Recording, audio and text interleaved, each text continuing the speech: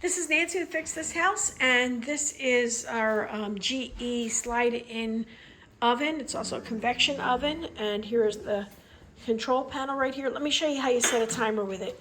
Press the timer on button, it's right here, and then press the number of minutes you want. So I'm going to hit 2 minutes, and then you can hit start. If you want to get rid of it, you press the timer on-off button again to remove it. If you wanted to put it back on, timer 1 minute, and then you can hit either start or timer again.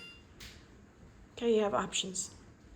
All right, and then it counts down. If I had set it for 2 minutes and let it count down, or 20 minutes or 100 minutes, whatever, when there's only 1 minute left, it will sound a little chime for you, and then it will go off after all the time's up.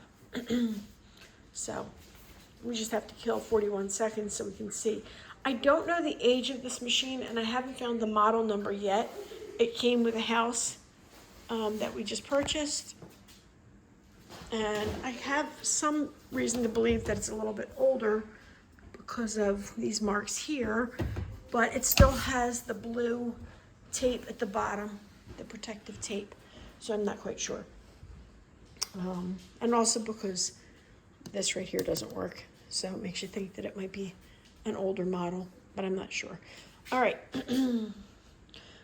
let me let you hear what the sound is.